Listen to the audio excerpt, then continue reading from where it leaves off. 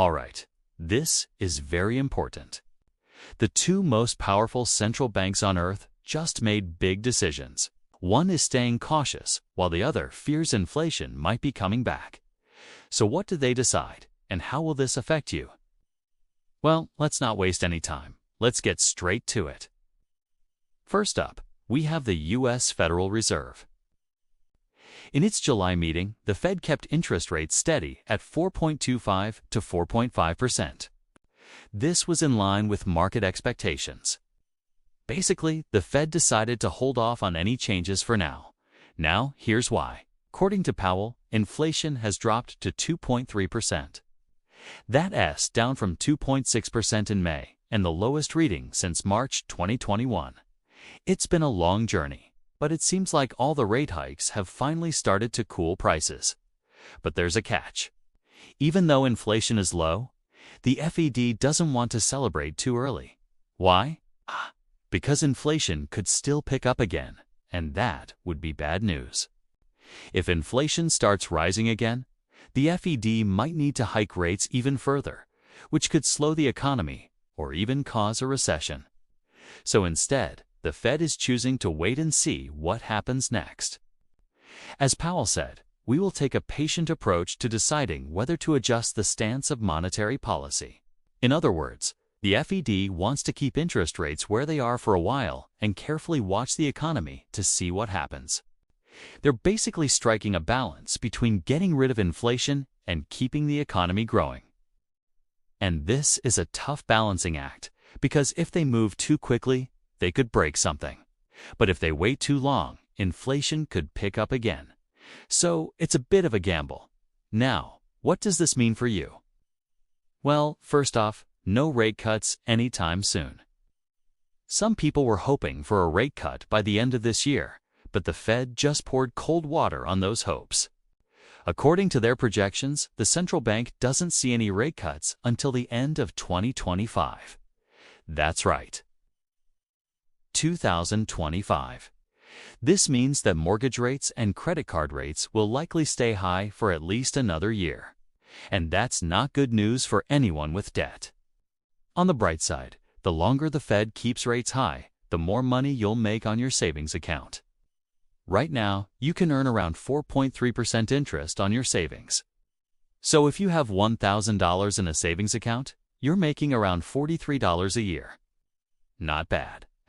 But if the Fed cuts rates in September, that $43 interest will probably drop. So if you want to keep earning that sweet interest, it's best to hold on to your cash for a while. Just don't keep it under your mattress. Put it in a bank that actually pays you something. Oh, and one more thing, stocks usually go up when rates go down. So, if you're thinking about investing in stocks, you might want to wait for a rate cut. But then again, you could also miss out on some potential gains. Next up, let's talk about the ECB, the European Central Bank.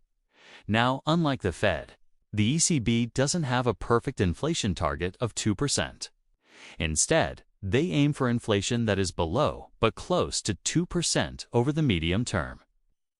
So basically, they're targeting a bit less than 2% inflation.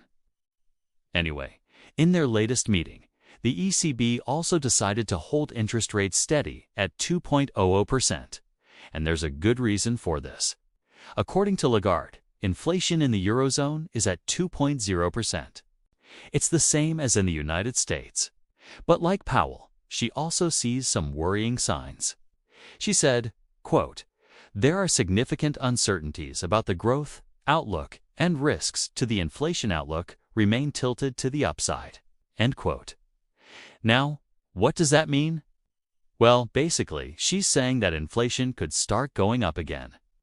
And that's because of two main reasons. First, oil prices have been going up.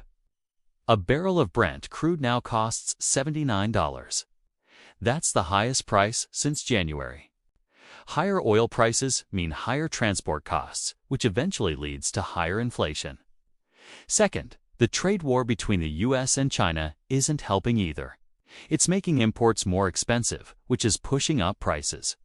So the ECB is also worried about this. And that's why they're keeping interest rates steady. They don't want to risk reigniting inflation. And according to their projections, they don't expect to cut rates until the end of 2025. Same as the Fed, huh? Okay, so what does this mean for Europe? Well, no rate cuts anytime soon. Just like in the United States, this means that mortgage rates in Europe will likely stay high for a while. Now, one interesting point here is that the ECB is looking at cutting rates only in March 2026. That's 9 months after the Fed. Why?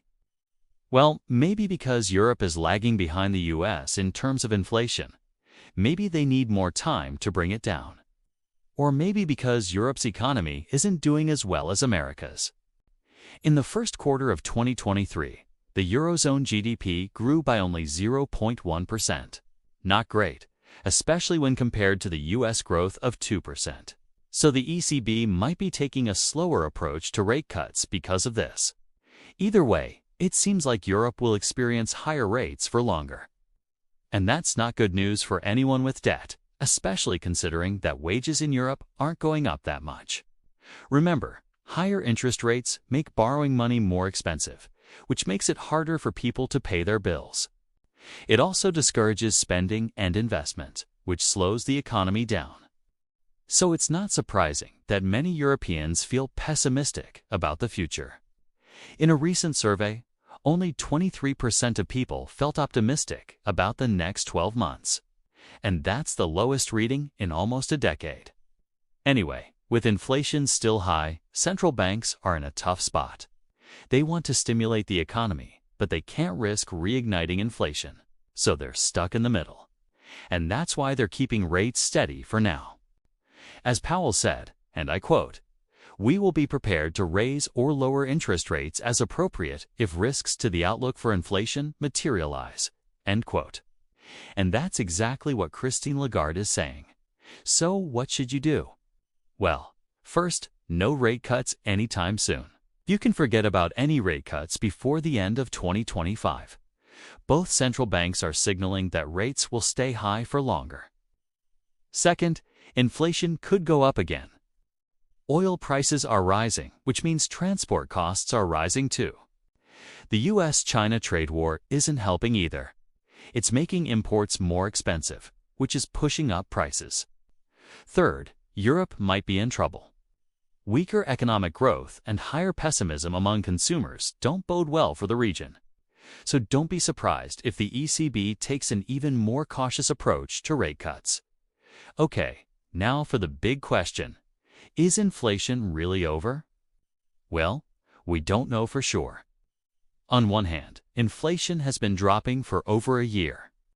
On the other hand, oil prices are going up, and the US-China trade war isn't helping either. So it's too early to say. Here's what I think. Inflation has gone from 9% in mid-2022 to 2.3% in June 2023. That's a massive drop. It's unlikely that we'll see such a sharp decline in the near future. So my guess is that inflation will stay low, but it won't go negative. Basically, we won't see deflation. Why? Because central banks will do everything they can to avoid it. Deflation is when prices fall. And that might sound good, but it can be dangerous. When prices fall, people wait even longer to make purchases because things will get cheaper tomorrow. That's called the wait and buy effect. When everyone does this, companies earn less revenue, which forces them to lay off workers. People lose their jobs and the economy slows down. That's why central banks hate deflation, so they won't let it happen. And that's why inflation will stay positive, but it will be close to zero. Basically, we'll have this lowflation for a while. All right, that's it for today. Thank you so much for watching. And don't forget to leave a thumbs up. Take care and see you soon.